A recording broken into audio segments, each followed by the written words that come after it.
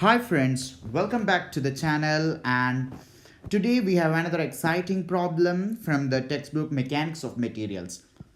This problem uh, is of great relevance because in engineering we come across applications where the temperature rise or the change of temperature in a particular structure may not be uniform throughout the structure.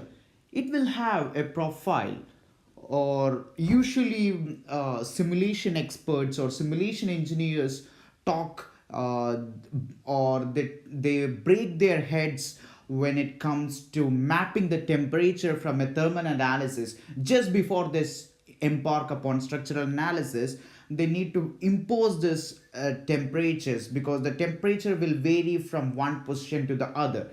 So there are a wide range of applications where we do this thermal mapping of a particular structure. A few examples are the thrust chamber, and then heat exchanger, and then jet engine. Also, once you do an integrated engine analysis, you need to know what are the temperatures at each of the locations, and they will be different, and you need to account for the stresses that arises out of these situations. So this is one application where this kind of problems will be handy.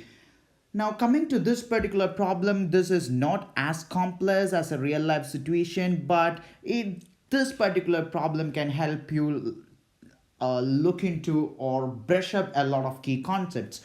So here we have a bar. It is held between rigid supports, and you have a temperature raise as shown over here. It's not uniform. See, it kind of goes up cubically, or to the order of 3, as you can see over here. So this is the rise in temperature. Now they're asking us to derive the formula for the compressive stress in the bar, and they're giving that assume the material has a modulus of elasticity E and coefficient of thermal expansion alpha. So as I always say, pause the video, read the question, try to do this question on your own, and then see rest of my video. Okay, the first principle is that whenever we are solving a problem in mechanics of material, and if they are giving you some kind of distribution like this, let it be the external force which is varying with respect to x, whenever you're seeing, or whenever you are encountering problems where there is a variation of x, you should use the formula. You should use the set of equations which will connect, or which are applicable for a given cross section. I'm saying you better don't use formulas like epsilon is equal to change in length by original length delta L by L. See, this is good if you are solving a problem. Let's say you have a bar, and then you have a load acting at the end. If you want to compute the stresses, then it's okay, you can use this global formulas. But whenever you have something which varies with respect to s, it is always advisable to use formulas that connect the phenomena at a particular section. What I'm trying to tell is, Hooke's law is fairly simple. Epsilon, what is it, sigma is equal to Young's modulus times the strain. So you better write it as the stress at a point, stress at x, at location x, is Young's modulus times strain at x. Make sense?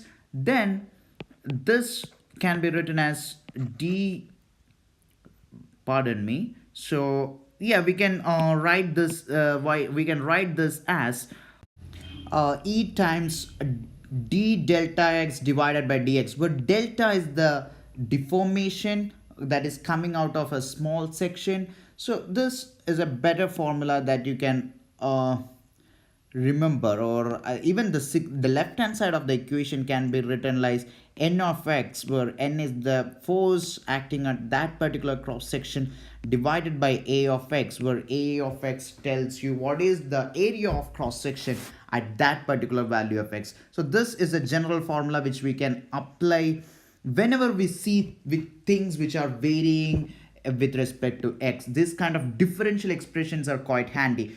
Now in this particular problem, this is a statically indeterminate problem, so I am making it a statically determinate problem by using my technique called remove this particular constraint and replace it with a reaction force. And further, once you solve this problem as a pretty usual problem, then at the end of it compute the deflection at this point, whatever you call it, the deformation at the right extreme point, and then enforce that to zero. So that's a tactic we are going to follow.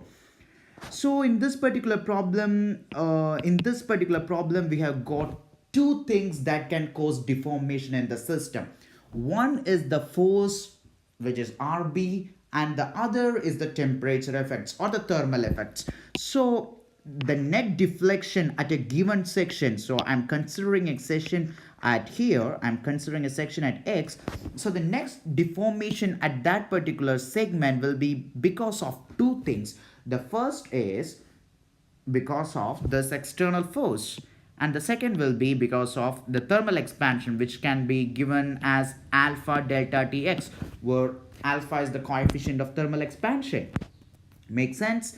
And then sigma x by E, which can be written as n of x by a of x, which I just now explained.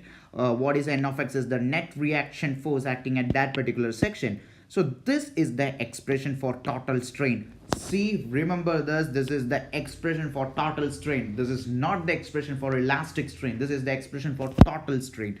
Make sense?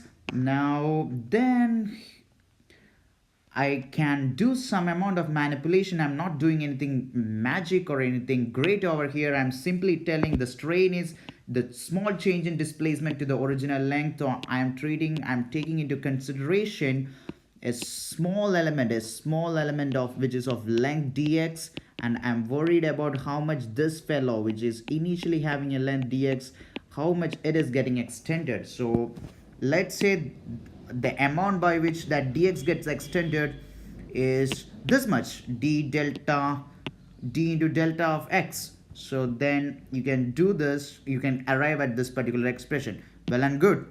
Now for this particular problem, n of x is constant at x varies, because this same amount of force will be acting at all cross sections. Make sense? Okay, well and good. Now, so that this is how you draw the free body diagram and ensure that RB is the force acting at this particular section. Once you sum up the forces for this particular chunk of element, then the forces comes to zero when you have a force on this phase acting in this direction. Done. Rest of the things are fairly straightforward, because in order to get the total deflection at the end, you need to perform an integration.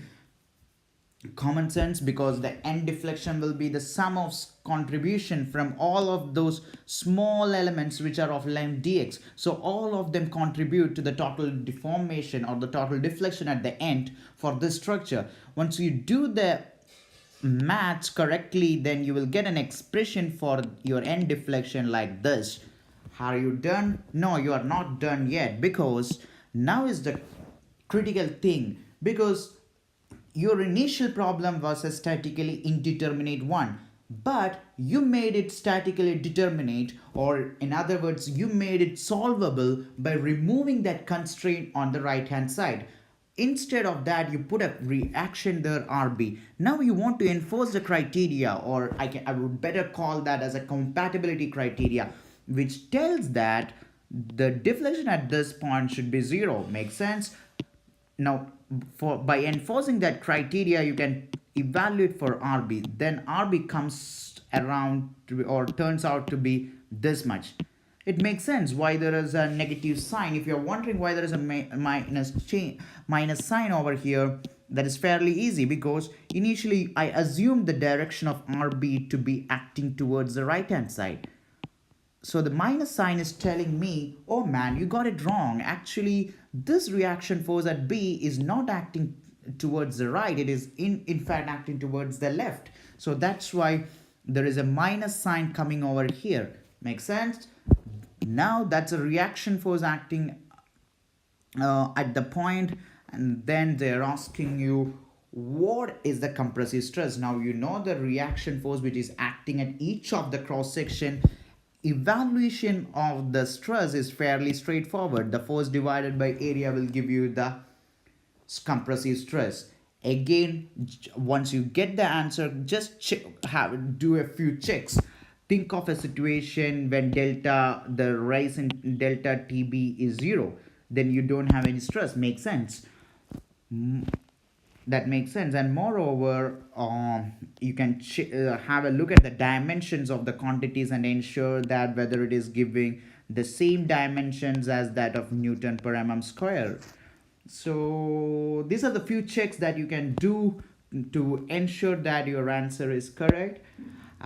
Thanks for watching, and the key takeaway from this problem is that whenever you have some quantities that are varying, let it be the external force or the temperature distribution, when you have some things, some quantities which are varying with respect to x, let it be a of x also, then use expressions which connects the section proper, which connects the which use the differential expressions, I would rather say, which are valid for not throughout the body, but they are valid for small segments like this, which are of length dx. So this kind of formulas we should use when you have some variation of the quantities in space. Thanks for watching.